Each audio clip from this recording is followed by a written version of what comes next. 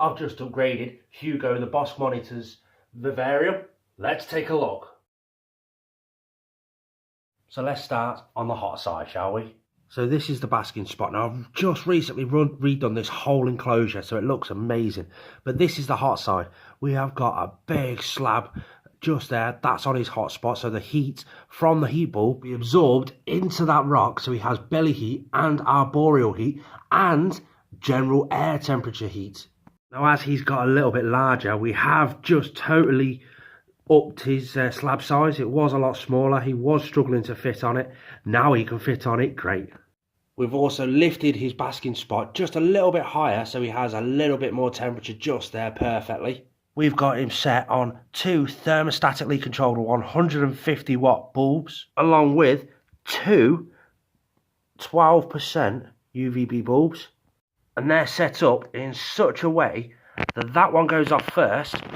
15 minutes later, that one goes off, just to replicate a sunset. Now let's go inside the enclosure. There he is, basking away on his slab. Now directly under the slab, we have got the starts of a man-made burrow. That burrow starts just there and it goes right the way to the back wall. Check out how curious he is of the camera. Now further down towards the middle of the enclosure, we have this awesome tiki mask. And this piece of bogwood. I think it's called bogwood, logwood. It helps him get up onto the hot spot, along with that piece of cork bark just there on the right. And then that stops the deeper substrate running into the burrow. Now that substrate at the back there, the deepest point of that substrate is 3 foot deep. It runs all the way back down here. Just up here, we've got it around about 2.5 foot deep, and that bugs into this lovely plant here. And the cold side has simply got his water dish. He has got a big enough water dish so that he can submerge into it, and he can bask inside it. He can loosen some stuck shed inside it. He can basically use it as a bath or a water bowl. Now let's talk substrate. Substrate I'm using here is a mix of cocoa fibre, topsoil, sand, charcoal, little tiny clumps of wood in there, and a little bit of orchid bark.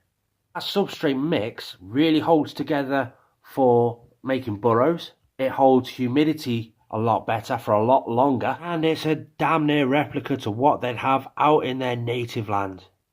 I must admit, I am really enjoying the way this is starting to come together. There's still a few bits and bobs need to do. We need a background and a few other bits and bobs.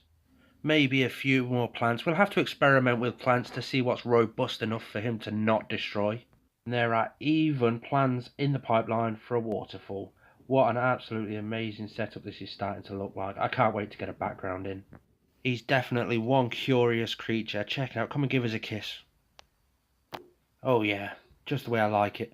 Savannah monitor enclosure. What do you think to that? Stick it in the comment section below.